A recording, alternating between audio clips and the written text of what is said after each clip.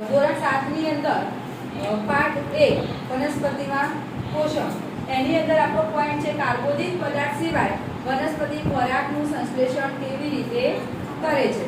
તો આગળ આપણે જે જોઈ હતી કે પ્રકાશ સંશ્લેષણની ક્રિયા, તો આપણે જોઈએ કે વનસ્પતિ જે છે એ પ્રકાશ સંશ્લેષણની ક્રિયા દ્વારા કાર્બોદિત પદાર્થોનું શું કરે છે?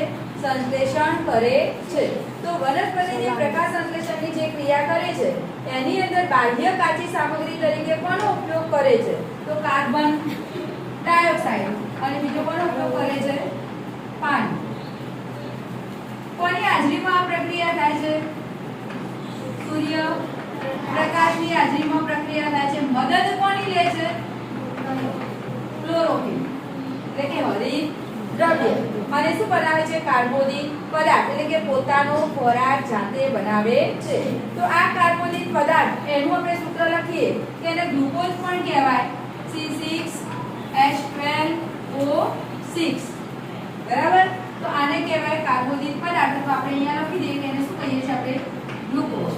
તો તમારું જે પોઈન્ટ આપણે છે કે વનસ્પતિ પ્રકાશ સંશ્લેષણની ક્રિયા દ્વારા કાર્બોદિત પદાર્થોનું સંશ્લેષણ કરે છે એટલે કે પોતાનો ખોરાક જાતે બનાવે છે અને કયા ત્રણ તત્વો મેળવે છે? કાર્બોદિત પદાર્થ સી એટલે શું કહેવાય? કાર્બન કહેવાય, H એટલે હાઇડ્રોજન અને O એટલે ઓક્સિજન। તો વનસ્પતિ આ ત્રણ જે ઘટકો છે કાર્બન, હાઇડ્રોજન અને ઓક્સિજન, તો કાર્બોદિત પદાર્થ સિવાયના કયા પદાર્થનું સંશ્લેષણ કરે છે બીજા? એ મુદ્દો આપણે આ પોઈન્ટની અંદર સમજવાનો છે। અહીં આપણે જાણીએ છીએ કે વનસ્પતિ હવામાં કયો વાયુ મુક્ત કરે છે? ઓક્સિજન વાયુ મુક્ત કરે છે।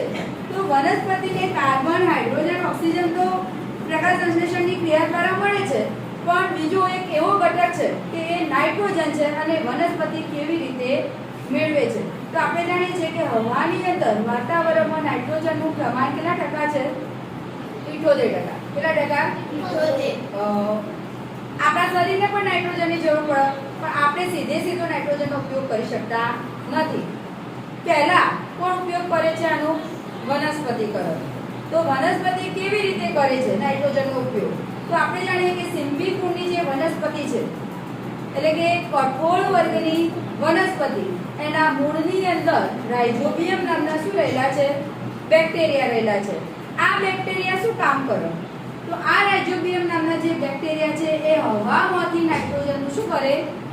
શોષણ કરે અને મૂળની અંદર જમીનમાં શું કરશે? નાઇટ્રોજનનું સ્થાપન કરે અને એ સ્થાપન કર્યા બાદ નાઇટ્રોજનના ક્ષારોમાં શું કરે છે? એનું રૂપાંતરણ કરે છે અને આ વનસ્પતિ એ નાઇટ્રોજનનું પાણીની સાથે શું કરે છે? શોષણ કરે। એટલે એ જે નાઇટ્રોજન જે ઘટક હતો એ ઘટક કોણ મેળવે છે? વનસ્પતિ મેળવે છે। ત્યારબાદ એ નાઇટ્રોજનમાંથી એનું રૂપાંતરણ શેમાં થાય છે? ખોરાકનો જે જટિલ ઘટક છે કયો છે? પ્રોટીન। તો એ પ્રોટીન એવી રીતે ત્યાં બને। તો આપણે એ જે કઠોળ વર્ગની વનસ્પતિ ખાઈએ છીએ એમાંથી આપણને પછી શું મળે? કયો ઘટક મળે છે? પ્રોટીન। એ પ્રોટીન એટલે કે નાઇટ્રોજનથી ભરપૂર હોય છે। તો આપણા શરીરને આવી રીતે શું મળે છે? નાઇટ્રોજન પ્રાપ્ત થાય। પછી ખોરાકમાં શરીરની અંદર એનું શું થાય?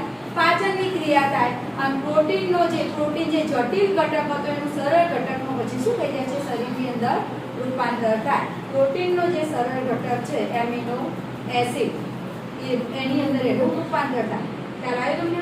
તો વનસ્પતિ કાર્બન, હાઇડ્રોજન અને ઓક્સિજન સિવાય નાઇટ્રોજન કેવી રીતે પ્રાપ્ત કરે છે એ આપણે જોયું।